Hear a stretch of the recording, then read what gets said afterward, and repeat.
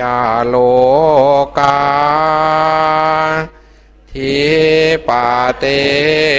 สัมปาเตกาตอัญชาลิอันทิวารังอายาจาธาสันเตทาสันตา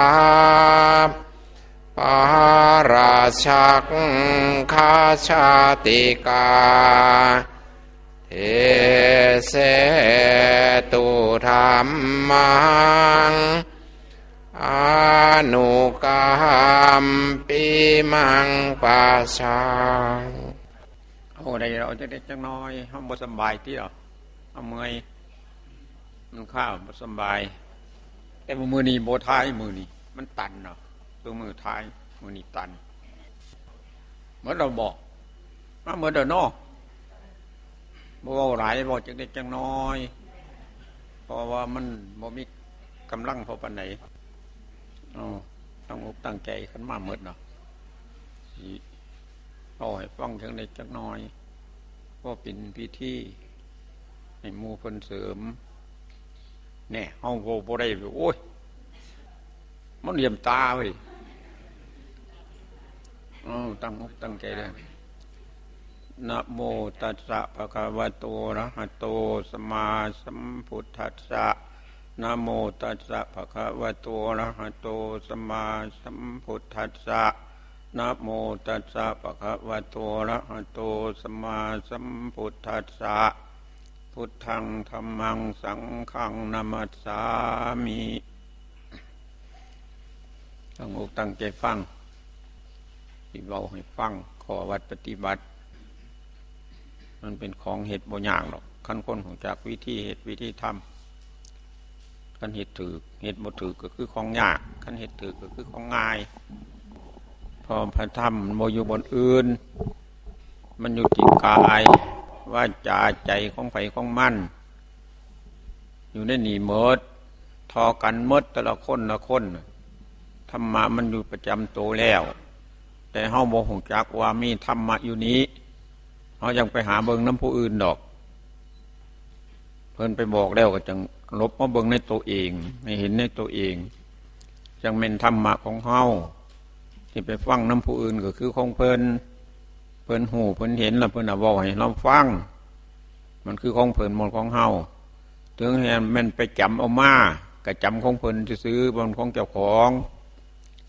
บ่แม่นตัวได้บ่แม่นตัวเป็นบ่แม่นตัวมีหันมาเห็นในตัวเองเห็นในตัวเองแต่ละคนละคนของมันมีประจำอยู่แล้วเพิ่นจังให้มีศีลมีสมาธิมีปัญญาสมาธิคือความตั้งใจมันในใจตัวเองเห็นใจตัวเองให้รู้จักใจตัวเองให้แยกใจนั่นกับกายออกจากกัน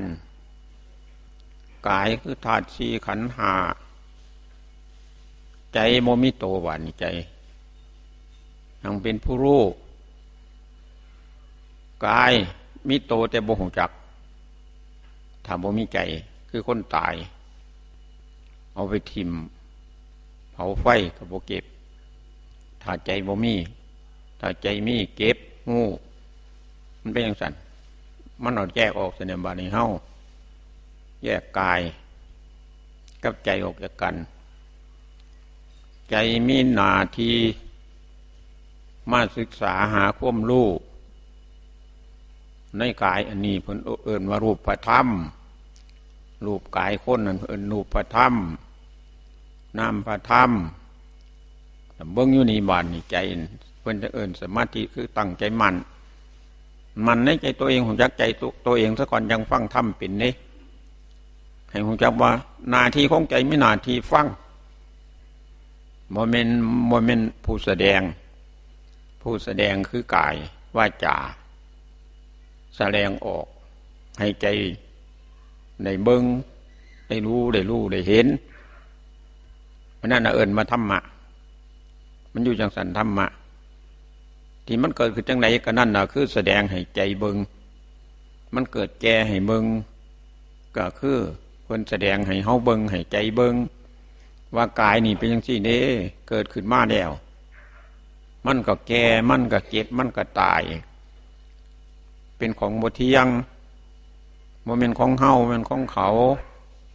เป็นของมีอยู่จังซี่ประจำโลกอันนี้ดินน้ำไฟลมอากาศวิญญาณอันนี้มีอยู่จังซี่เป็นอยู่จังซี่แล้วมันบ่อยู่ซื่อๆกันเกิดมาแล้วนั่นเปลี่ยนแปลงไปเรื่อยๆเพิ่นจังเอิ้นบ่เที่ยงคันบ่เที่ยงมันก็เป็นทุกข์เท่านั้นบาดนี้ทุกข์เพราะมันบ่ถูกใจเฮาอยากให้อยู่เที่ยงๆตรงๆนี่มันบ่อยู่ให้เสนียว่าบ่ให้แก่มันก็แก่บ่ให้เก็บก็เก็บบ่ให้ตายก็ตายเป็นหน้าที่ของธรรมชาติสิ่งใดสิ่งหนึ่งเกิดขึ้นเป็นธรรมดาสิ่งทั้งปวงที่มีความดับเป็นธรรมดาของมันอยู่จังซั่นเข้าใจจังซั่นบาดนี้อนัตตาบ่เป็นโตเป็นตนบ่เป็นเฮาเป็นเขาเฮาบ่เป็นเจ้าของสิ่งเหล่านี้เฮาเป็นผู้มาฟังมาดูมารู้มาเห็นมาเบิ่งซื่อๆสังเกตการบ่ได้กินหยังในใจอันนั้นคันเฮาฮู้จักกายกับใจเราเฮาสิสำบายบานก็คือฮู้ธรรมโลดคันฮู้จังซั่นคันบ่ฮู้จังซั่นน่ะบ่ฮู้หรอกธรรมน่ะว่าผู้ใดเป็นธรรมผู้ใดเป็นผู้ฟังธรรมบ่ฮู้จักธรรมคือผู้แสดงออกทั้งกายทั้งวาจาทั้งจิตใจมีหน้าที่รับฟังคือนักเรียนไปฟังครูเว้าผู้แสดงให้เบิ่งกายคือครูคืออาจารย์คือโรงเรียนใจคือนักเรียนแยกกันออกจังซั่นเพิ่นเฮ็ดหยังขึ้นต้องเบิ่งโนดสติความระลึกได้สัมปชัญญะรู้โตอยู่เสมอรู้ตัวเองว่าตัวมีหน้าที่รู้หน้าที่เบิ่งเพิ่นเฮ็ดหยังให้เบิ่งคันเบิ่งแล้วทบทวนบาดนี้เป็นจังไดถามเจ้าของบาดนี้เอ้าถามใจนั่นล่ะเป็นจังไดมาอยู่นี่เพิ่นเฮ็ดให้เบิ่งน่ะเพิ่นแก่ให้เบิ่งเพิ่นเจ็บให้เบิ่งเพิ่นร้อนเพิ่นหนาวเพิ่นหิวเพิ่นเจ็บเพิ่นปวดนั่นมักอยู่บ่ถามเมาได้บาดโง่ขึ้นเอิ้นใส่ปัญญาบาดนี้ทีแรกตั้งใจฟังมีสมาธิควบตั้งใจมั่นแล้วฟังเข้าใจแล้วบาดเอามาคิดพินิจพิจารณาใส่ปัญญาถามเจ้าของเบิ่งว่ามันเป็นจังไดเกิดขึ้นมาแล้วมันเป็นจังไดร่างกายนี่เกิดขึ้นมาแล้วมันก็แก่ก็เจ็บก็ตายก็ร้อนก็หนาวก็มืดก็แจ้งมันแสดงให้เบิ่งทุกมื้อ24 ชั่วโมงตลอดมื้อใดจังซี่คันเข้าใจกับเบิ่งมื้อนึงก็แล้วนะคันกลางเว้นก็เบิ่งแต่เช้าฮอดค่ำแล้วล่ะมื้อนี้มื้อคืนก็เบิ่งแต่ค่ำฮอดแจ้งก็แล้วเท่านั้นเบิ่ง2 เทื่อนี่แล้วเพราะมื้อรุ่นคือกันน่ะนะคือเฮากินข้าวเห็นบ่มื้อรุ่นก็สิกินฮ้อนยับเก่ากินคือเก่าน่ะมืดก็มืดคือเก่านั่นเบิ่ง2 มื้อนี่2เว้น2ยามนี่นะกลางเว้นกับกลางคืนเท่านั้นพ่อให้มันเข้าใจเนาะมื้อรุ่นคือเก่าบ่ต้องนี่คิดยากแล้วก็ถามเจ้าของต้นมักบ่ล่ะแนวนี่แนวบ่เที่ยงแนวเป็นทุกข์แนวบ่มันของเฮานี่อยากได้แล้วก็บ่ได้เพราะบ่แม่นเฮาใจบ่แม่นดินบ่แม่นน้ำบ่แม่นไฟบ่แม่นลมใจมันหน้าที่หูซื่อๆกินใจก็บ่ได้กินทายใจก็บ่ได้ทายร้อนใจก็บ่ร้อนหนาวใจก็บ่หนาวแก่เก็บตายใจก็บ่ได้แก่ได้เก็บได้ตายมีแต่ร่างกายนั่นมันเบิ่งจังซั่นมันก็เข้าใจตอนนั้นมันบ่มีประโยชน์อีหยังตัวเฮานี่มันก็คือตอนตัวมาทุกข์มาอยากซื่อๆมาอยู่นำนี่มาเฝ้ากายอันนี้มาเบิ่งร่างกายอันนี้มันแสดงให้ใจเบิ่งน่ะใจมันก็เกิดความเบื่อหน่ายมันคลายความติดจิตมันหลุดออกเท่านั้นคำว่าหลุดออกคือบ่ติดกายโอ้ยบ่ติดแล้วนี่ทุกวันนี่บ่สมใจใจว่าอยากให้เป็นจังซั่นซั่นบ่เป็นไปตามใจมันเป็นไปตามใจบ่ได้ที่ร่างกายร่างกายบ่แม่นใจมันก็เป็นไปตามดินตามน้ำตามไฟตามลมมันเปลี่ยนแปลงมันใจมันบ่เปลี่ยนแล้วมันหูอยู่สั่นมันเราทุกข์แสดงบาดนี่ผู้หูนี่ได้ทุกข์กายบ่ทุกข์ได้โมจัก ใจหู้มันอะไรทุกข์กันเฮาคิดว่าเฮาทุกข์ได้บานแท้ที่จริงมันบ่ได้ทุกข์แล้วใจมันว่ามันทุกข์ซะมันว่ามันกลายเป็นของมันแข้งขาหูตาตีนมือว่าของมันเขาของเงินทองเงินสั่นบ้านซองของมันเบาไปจังสั่นมันเราทุกข์แล้วมันคือทอดเป็นห่วงแท้ที่จริงมันโมมีเฮือนมีซ่านใจนั่นโมมีเงินมีทองโมมีผ่าพรทอนสบายอีกยังเพราะโมมีโตกินก็บ่เป็นตายก็บ่เป็นร่างกายตายผมว่าตัวตายซะเนี่ยมันก็เป็นสิเดี๋ยวก็มันสิทุกข์ขันมันเข้าใจบ่ห้อยกูบ่ได้แก่กูบ่ได้เจ็บกูบ่ได้ตายเพิ่นเฮ็ดให้กูเบิ่งเพิ่นทำให้กูเบิ่งร่างกายคือพระธรรมเนาะเฮาสิมักอยู่บ่แนวนี่ก็ถามเจ้าของอยากมาเอาอีกอยู่บ่แนวนี่สมมุติมันตายแล้วกูสิมาเอาอีกอยู่บ่ร่างกายอันนี้สิมาเกิดอีกอยู่บ่มาเบิ่งอีกอยู่บ่แผ่นดินอันนี้อันร้อนๆหนาวๆอันกลางเว้นกลางคืนอันนี้สิมักอยู่บ่จังสี่ถามเจ้าของจังซั่นคือสิบ่มักจักคนหรอกคันเฮ็ดแนวนี่ปู่ว่ามันง่ายกันคือจังสี่บ่ต้องยากเพราะมันมีน้ำโตไผตัวมันน่ะอย่าไปเอาของผู้อื่นนั้นเป็นของโตเด้ของเพิ่นคือของเพิ่นได้ของเฮาบ่คือกันนี่บัดย่ามเข้าหูของเฮาบ่คือกันสมมุติว่าเพิ่นเจ็บนี่เฮาบ่เก็บจังซี่นะนั่นจังบ่คือกันเพิ่นหิวเฮาบ่หิวสั่นนั่นเป็นแนวนั้นต้องเบิ่งของตัวเองเท่านั้นหู้ตัวเองเห็นตัวเองเห็นในกายตัวเองเห็นในจิตในใจตัวเองเท่านั้นเรื่องของผู้อื่นอย่าไปเกี่ยวมันบ่แล้วของไผของมันคือกินข้าวนี่เพิ่นกินเพิ่นก็อิ่มของเพิ่นผู้เฮาบ่อิ่มอันนี้คือกันเพิ่นฮู้ก็ฮู้ของเพิ่นเฮาไปฮู้ของเพิ่นบ่ได้พอว่าใจของเพิ่นผู้มันฮู้เฉพาะกายไผกายมันนั่นน่ะอาจจะไปฮู้แทนเพิ่นบ่ได้นี่เพิ่นเจ็บเฮาบ่จักคันเพิ่นบ่บอกเป็นจังซั่นนี่คือกันต้องเบิ่งในตัวเองเห็นในตัวเองเห็นความบ่เที่ยงเห็นความเป็นทุกข์เห็นว่าโมเมนต์ของเฮาโมเนโมนอนจากสิ่งทั้งอย่างสิ่งที่มีในโลกอันนี้เกิดขึ้นตั้งอยู่ดับไปเป็นปกติอย่างซี่เฮาสิเอาอย่างไหนเฮาสิมักอันไหนพอใจอันไหนถามเจ้าของจังซั่นมันบ่เสียวในบาทคันคือจังซี่เอาแล้วก็บ่ได้นะสมมุติเพิ่นให้ก็บ่ได้เอาไปซะเฮาก็เอาบ่ได้อยู่แล้วร่างกายน่ะเพราะมันเป็นดินเป็นน้ำเป็นไฟเป็นลมขันมันแตกมันก็ขึ้นไปอยู่ห้าหมู่มันดินก็เป็นดินน้ำก็กลับไปอยู่น้ำน้ำลมไปอยู่น้ำลมไฟไปอยู่น้ำไฟใจก็อยู่คือใจของเก่าหันมันบ่อยู่น้ำกันมันบ่เป็นอันเดียวกัน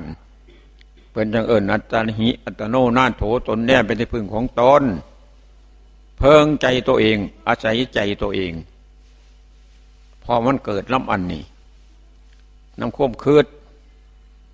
อย่าเกิดมันจึงเกิดมันจึงมีมันจึงเป็นมันบ่เที่ยงหันนี่ก็มันมีแนวควบคืดนี่เพิ่นยังว่าหยุดคิดขันหยุดคิดมันเป็นสมาธิบาดมันหมั่นในใจตัวเองมันก็ปิดทุกข์เท่านั้นคิดปุ๊บก็ทุกข์ปั๊บโกรธเป็นอย่างสันเรื่องของมันเศร้าคืดแต่โมมีทุกข์เพราะความคืดเพิ่นเลยเอิ้นว่ากิเลสตัณหาความคืดอันนั้นอุปทานความยึดมั่นถือมั่นในอันนั้นอันนี้ว่าเป็นเฮาเป็นเขาเป็นโตเป็นตนแท้ที่จริงโตตนของใจโมมีแก่บ่เป็นเจ็บบ่เป็นตายบ่เป็นร่างกายแก่ให้เบิ่งว่าโตแก่เจ็บให้เบิ่งโตเก็บแท้ที่จริงขันแยกได้คือปูมันก็บ่ทุกข์แล้วใจตายก็คือกายใจก็คือหูซื่อเฮาสิได้ตายน้ำเขาสมองเฮาหูจักเหรอเฮาเบิ่งเหรอเขาตายให้เบิ่งอยู่นี่มันสิตายเท่าไหร่แห้งถามเขาจนตัวมันเมื่อยเขามันใจสิขาดแห้งถามแล้วถามตัวเองเป็นยังไงมักอยู่บ่แนวนี่เห็นบ่มันเก็บให้เบิ่งกำลังสิตายอยู่นี่มักอยู่บ่โอ้ยมันก็ตอบล้วนบ่เอาบ่ชอบแนวนี้มันก็ว่าคันบ่ชอบจื้อไว้จำไว้จังซี่แล้วคันเกิดอีกเป็นแนวนี้อยากเป็นแนวนี้จังก็เกิดคันบ่อยากเป็นแนวนี้อย่ามาเกิดว่าสิได้ยังบ่มีดอกโลกอันนี้บนของไผเป็นธรรมชาติของโลกตั้งอยู่จังซี่มีไว้เพื่อให้เฮาใส่เฮาสอยเฮาอยู่เฮากินซื่อตายแล้วก็แล้วไปของเฮาบ่มีใจบ่มีหยัง ใจมันบ่ได้กินบ่ได้แก่บ่ได้เจ็บได้ตายบ่ได้ร้อนบ่ได้หนาวขันอยู่แต่ใจนั่นเด้บัดมีกายน่ะมันก็ร้อนให้เบิ่งที่ละหมอนี่มันถึกแดดมันก็ร้อนเท่านั้นใจพัดไปหู้ว่ามันร้อนบ่ว่ากายร้อนนี่ว่าโตร้อนเนี่ยมันเป็นจังซี่คันฮู้จักว่าร้อนก็คือกายเฮาผู้มาอยู่มาถ้าเบิ่งซื่อๆเขาเฮ็ดให้เบิ่งนั่นคือท่านจังซี่แล้วท่านทุกสิ่งทุกอย่างที่เกิดขึ้นมันมีร้อนมีหนาวก็คือท่านที่ว่าเพิ่นกำลังสอนเอาร้อนมาสอนวิชาร้อนมาสอนหนาวกับกำเริ่มเอาวิชาหนาวมาสอนหิวก็เริ่มเอาวิชาหิวมาสอนเราก็จำวิชานั้นโนดว่ามักบ่นี่ร้อนหนาวหิวสิกลางคืนกลางเว้นสิมักอยู่บ่มันบ่เที่ยงจักอย่างสิมักอยู่บ่ถามจังซั่นได้ซอกจังซั่นมีสติมีสมาธิมีปัญญาปากันบ่ได้3อย่างนี่ถ้าขาดอย่างใดอย่างหนึ่งเนาะเป็นไปบ่ได้บ่พ้นทุกข์ศีลคือตัวสำคัญที่สุดหัวล้อมกันม่านบ่ให้เข้ามาศีลน่ะคือล้อมหัวสวนเฮานี่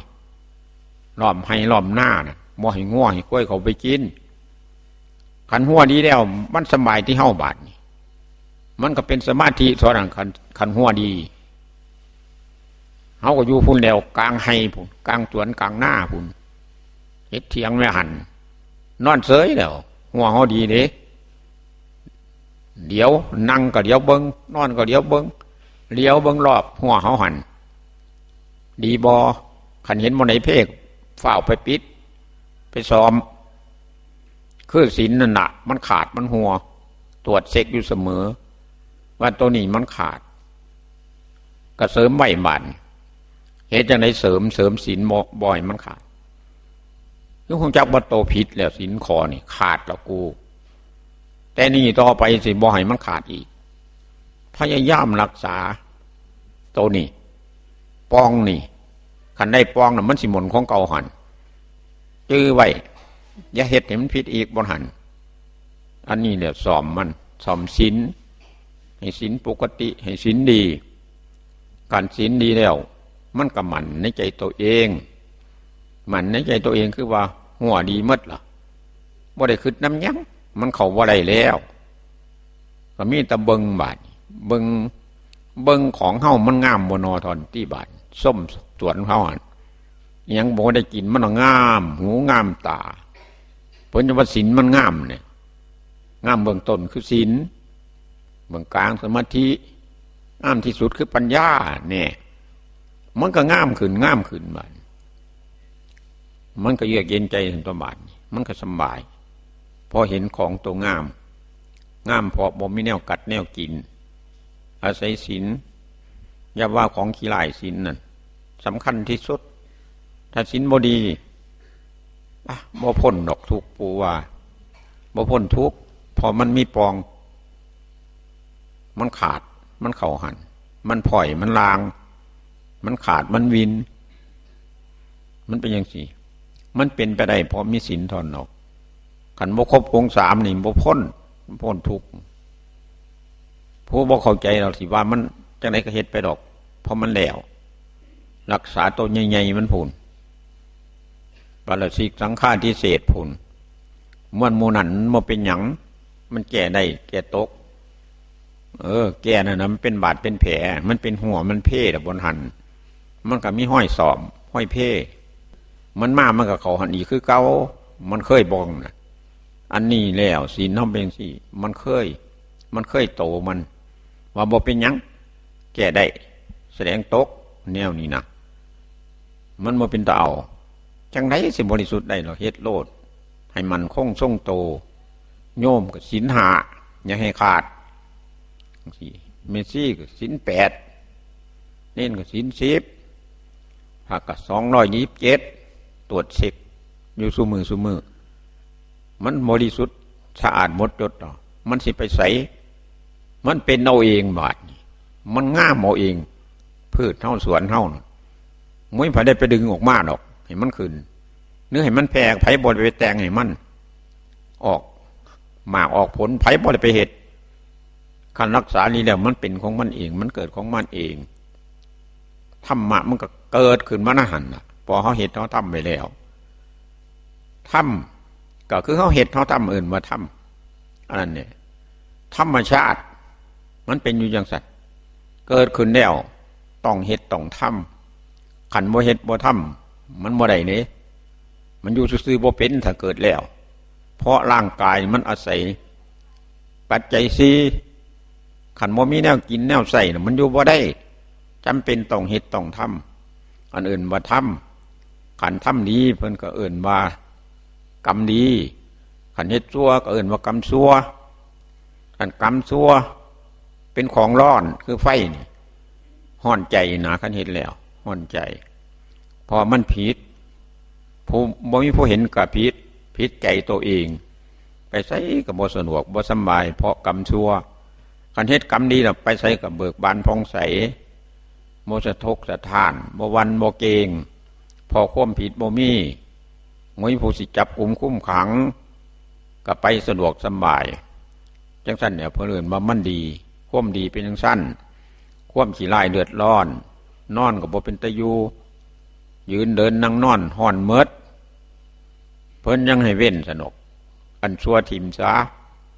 เอาว่ามันดีไว้เสียงเคยเห็นมาทำมาเอาศึกษาน้ำเพิ่นผู้หู้ผู้ใดหู้ใดเห็นเราเห็นนั่นเป็นผู้นั้นน่ะขันผู้ว่าหูจักมันเห็นให้เขาผิดเด้เห็นให้เขาเดินทางผิดเพิ่นว่าหูจักนะผ่านไปถามเพิ่นไปเฮียนน้ำเพิ่นมันก็เลยผิดตามเพิ่นนั่นแหละเพิ่นว่าหูจักขันเขาไปเฮียนผู้เพิ่นหูจักมันก็ถือโลดนั่นแหละเพิ่นหูจักแล้วเพิ่นสี่บอกอันหันบ่หันไล่ไปยังสิมันก็ถือที่เดาผู้บ่หูจักนั่นคิดเอาคิดวายสื่อมันบ่เห็นคือนี่นะคือจะเป็นอย่างสั้นคือจะไปอย่างสี่นั่นน่ะคือความคิดมันบ่เป็นหูเนี่ยนั่นคนหูมันบ่ได้คิดแล้วมันเห็นเนาะที่ได้คิดยากบ่ผู้อื่นตัวก็บ่ได้มันเห็นมันหูจักบ่ฟังความไผเขาสิตัวไปทางผิดมันก็บ่ไปเพราะมันเห็นมาแล้วมันเป็นอย่างสี่การปฏิบัติธรรมมันจังเป็นเหตุเป็นผลให้เฮาได้รับความสุขความเจริญพระธรรมยอมรักษาผู้ปฏิบัติธรรมบ่ให้ตกไปในที่ชั่วมันถือได้ผลเว้ามันถือพยายามเฮ็ดเอาทำเอาเกิดมาชาตินี้เป็นผู้ที่สมบูรณ์ที่สุดเป็นผู้ประเสริฐเกิดมาเห็นพระพุทธเจ้าพระธรรมคำสอนของเพิ่นเห็นพระสงฆ์สาวกผู้ปฏิบัติดีปฏิบัติชอบยอดแห่งคนว่านี่เฮาคันเฮ็ดเอาดีเด้คันเฮ็ดขี้ร้ายก็ตกทุกข์ได้ยากเฮาบ่ฮู้จักว่ามันสิทุกข์ไปจังได๋ที่เฮาบ่เชื่อเฮาบ่เห็นเฮาบ่ทันฮู้จักมันตายจังสิไปจังได๋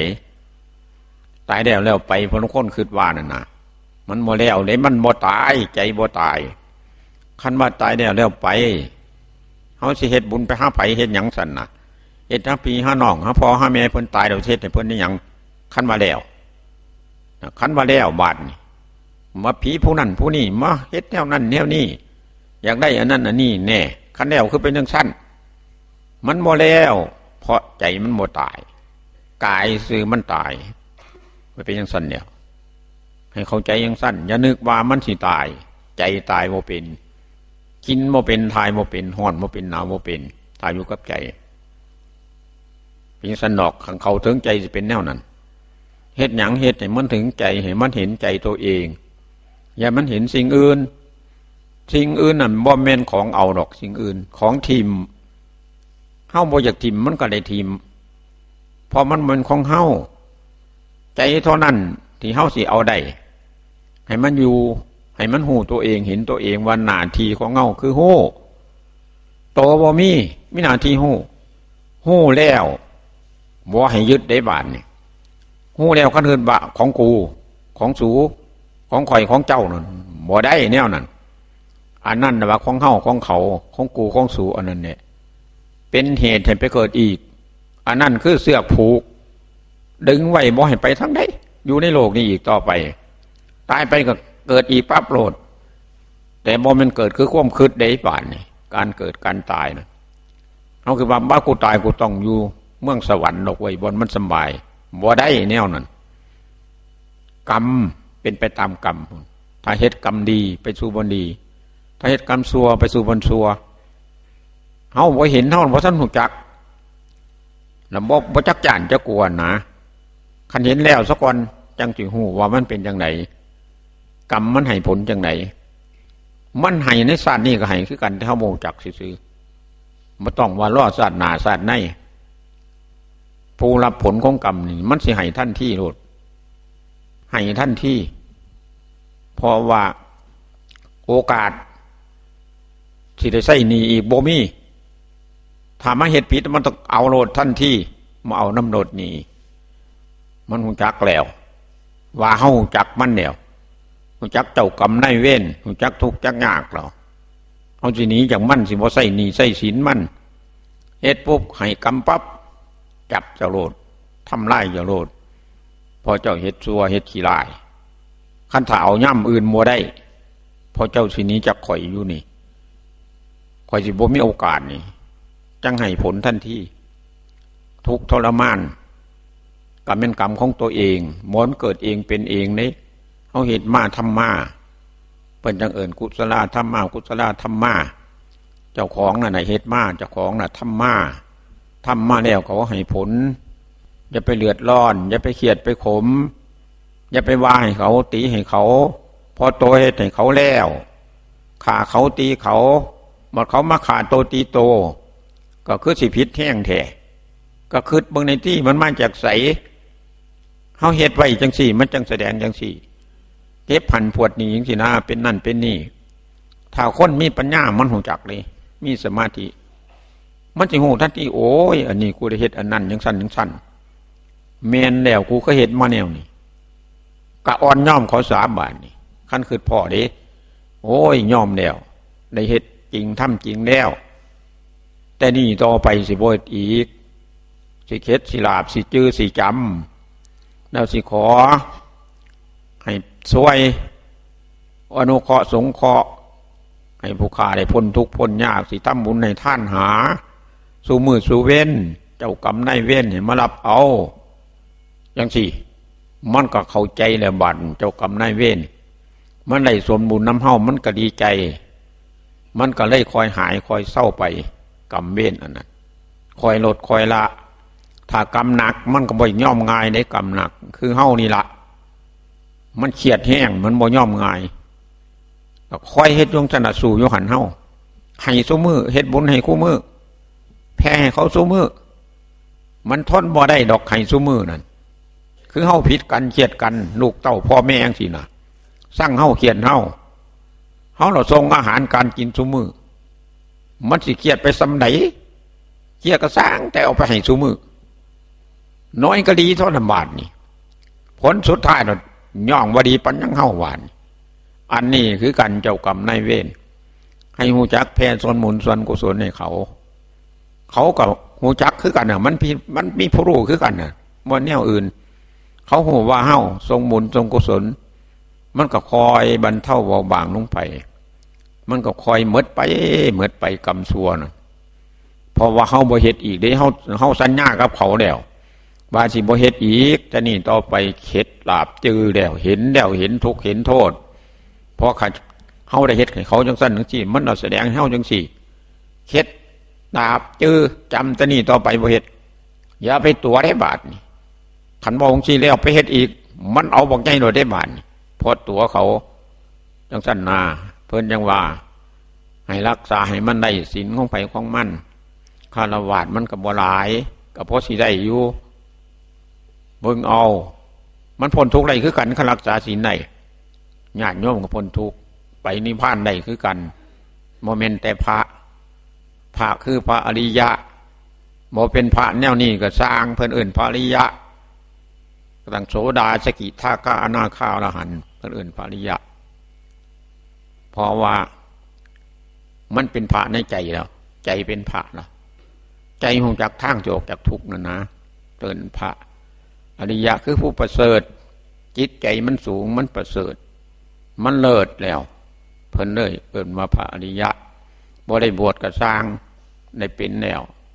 พระอรหันต์คือกันบวชบ่บวชก็สร้างถ้ามันสำเร็จก็เป็นพระอรหันต์ หันคือหันออกจากทุกข์นี่ละหันหนีจากโลกบ่มาอยู่อีกมันก็พ้นไปเท่านั้นหูจักอยู่ที่จิตเจ้าของนี่ดอกหูจักมันพ้นบ่พ้น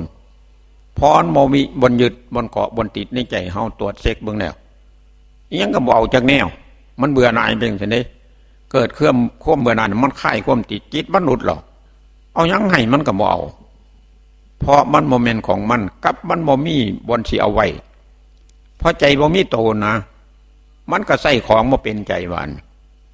มันสิเอาไปหยังมันหูจักแล้วโมเมนต์ของเฮามันก็ว่างทนคันว่างมันก็ว่างนั่นมันว่างมันสิมีหยังน่ะบาดมันก็สบายเท่านั้นบ่มีทุกข์มันบ่เกิดมันก็บ่แก่มันก็บ่เก็บมันก็บ่ตายมันก็สบายจังซั่นแล้วเพิ่นจังว่าว่าพ้นทุกข์คันเกิดเราต้องทุกข์มีแต่บ่เกิดเท่านั้นจังบ่ทุกข์พยายามเฮ็ดให้มันในทุกคนเกิดขึ้นมาพ่อพระพุทธเจ้าเพิ่นบ่ได้ตายเฮานี่จากเฮาดอกเพิ่นยังนำเฮาอยู่คำสอนของเพิ่นเป็นตัวแทนศีลวินัยธรรมวินัยอันนั้นน่ะแทนเพิ่นอยู่เพิ่นบ่ได้ตายธาตุสี่ขันธ์ห้าต่างหากแตกสลายทำลายแต่พุทธะคือผู้รู้ยังโหคือเก่านะเพิ่นย่ำใดก็ถึงเพิ่นย่ำนั่นเป็นอย่างที่เดียวให้พินิจพิจารณาทุกคนปูสีลงในบ้านปูเมื่อยเนาะพอสมควรสีม่วนลงอย่าประมาททุกคนอย่าให้ขาดสติพยายามเฮ็ดเอาทำเอาอย่าให้มันหลงทางคันในมากเพิ่นจะอื่นบ่หลงทางนี้โสดาน่ะบ่หลงทางมันสิเห็นทางไปสมมุติคือไปกรุงเทพจังซี่เฮาไปมาเบิ่งมาแล้วแต่เฮาบ่ได้อยู่กรุงเทพซื่อแต่ห่างไปแล้วคือเฮานี่ล่ะไปแล้วกรุงเทพล่ะให้พูดมีพูดตัวเจ้าสิเชื่อบ่หวานเจ้าไปแล้วบอกไปใส่เฮาก็บ่ไปเฮาเห็นแล้วนั่นก็เฮามีแต่อยากไปได้บ้านเฮาฮู้จักแล้วฮู้จักว่ากรุงเทพมันสบายมันดีมันเจริญที่นะเฮาว่าก็ชีวิตแต่สิไปเท่านั้นเฮ็ดจังได๋สิได้ไปก็มีทรัพย์แล้วมันยังไปอยู่ได้คนมีเงินมีทองบ้านนี้ก็เฮาก็มีบุญนั่นแหละเฮ็ดไว้ทำไว้มันก็ไปได้ทนมันก็เร่งมันหูจักมันเห็นมันผลสบายเห็นความว่างพูนในเมืองพระนิพพานพูนมันสบายมันก็มีแต่สิไปบ่มีกลับหลังคนตัวบ่ได้เอาได้นอเศร้านอปูบ่เป็นตะเว้าได้ปูอดเว้าซื่อเตือนแต่ที่แรกผมปูบ่ฟังซื่อเย็นเศร้าซะ